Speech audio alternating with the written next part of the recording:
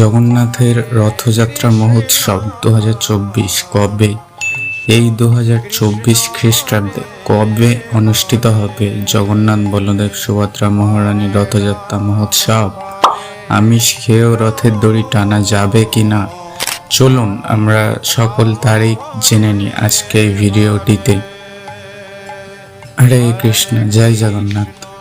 গুন্ডিচা মার্জন, রথযাত্রার আগের দিন গুন্ডিচা মার্জন, আষাঢ় মাসের শুক্লাপক্ষে 6 জুলাই 2024 শনিবার।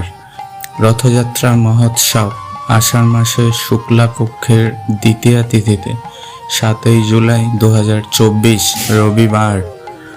উল্টো রথযাত্রা মহোৎসব 15 জুলাই 2024 সোমবার। পুরীতে জগন্নাথের সমাবেশ দর্শন 17 জুলাই 2024 বুধবার। আমিষ খান বা নিরামিষ সকলেই এই রথের দড়ি টানতে পারবেন। আমরা আজকাল এতই ব্যস্ত হয়ে গেছি যে ভগবানের নাম জপ বা মন্দিরে গিয়ে ভগবানকে দর্শন করার সময়টুকু আমাদের নেই। কিন্তু ভগবান শ্রী জগন্নাথ দেব এতটাই কৃপালু যে তিনি তার ভক্তদের দর্শন দান করার জন্য মন্দির থেকে বের হয়ে রাজপথে নেমে আসেন।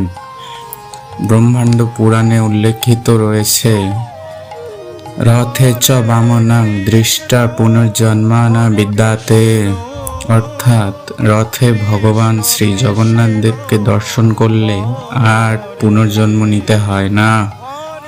জ্যৈষ্ঠ মাসের পূর্ণিমা তিথিতে ভগবান শ্রী শ্রী জগন্নাথ দেব, বলদেব এবং সুভদ্রা মহারানীর বিশেষ স্নান যাত্রা মহোৎসব অনুষ্ঠিত হয়ে থাকে। 6 জুলাই 2024 গুন্ডিচা মার্জন, ভগবান শ্রী জগন্নাথ দেব তার ভ্রাতা বলরাম এবং ভাগ্নী সুভদ্রা মহারানী বৃন্দাবন যাত্রা গুন্ডিচা মন্দিরে আগমন করবেন। তাই সকল ভক্তবৃন্দ রথের আগের দিন সমগ্র গুন্ডিচা মন্দিরে মার্জন করেন। 7 জুলাই 2024 রথযাত্রা মহোৎসব আষাঢ় মাসের শুক্লাপক্ষের দ্বিতীয় লগ্নে ভগবান শ্রী জগন্নাথ দেব সমগ্র বিশ্বের জীবেদের দর্শন দান করার জন্য তার ভ্রাতা শ্রী বলদেব এবং ভগ্নী সুভদ্রা দেবীকে সঙ্গে নিয়ে রাজপথে নেমে আসেন। প্রথমে বড় ভ্রাতা বলদেব, তারপর বোন সুভদ্রা ও শেষে শ্রী জগন্নাথ দেব একসঙ্গে নন্দীঘোষ রথে আরোহণ করে সকল ভক্তবৃন্দর মাঝে উপস্থিত হন। সেদিন রথে অবস্থিত ভগবান শ্রী জগন্নাথ দেবকে দর্শন করলে আর পুনর্জন্ম হবে না। তাই সকলেই রথযাত্রাতে অংশগ্রহণ করবেন। তাই সকল ভক্তবৃন্দ শুভ রথযাত্রা মহোৎসব তিথিতে জুতো খুলে রথের দড়ি টানবেন। 7 জুলাই 2024 রথযাত্রা মহোৎসবে অংশগ্রহণ করুন। শ্রীক্ষেত্র, পুরী ধাম, মায়াপুর ধাম বা আপনার আশেপাশে কোনো জগন্নাথ মন্দিরে বা কোনো ইস্কন মন্দিরে এবং জগন্নাথ দেবের কৃপা লাভ করুন। উল্টো রথযাত্রা মহোৎসব 15 জুলাই 2024 সোমবার।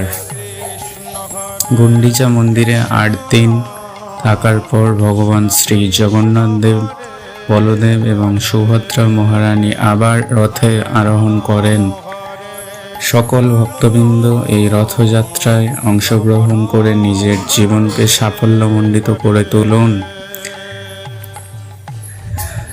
তাই জুতো বাড়িতে রেখে মনে করে অবশ্যই জুতো খুলে ভগবানের দড়ি টানবেন এবং ভগবানের ভোগের জন্য বিভিন্ন ফল নিতে ভুলবেন না। ভগবানের প্রিয় ফল কাঁঠাল, মনে করে কাঁঠাল ভোগ নিবেদনের জন্য নিয়ে আসবেন।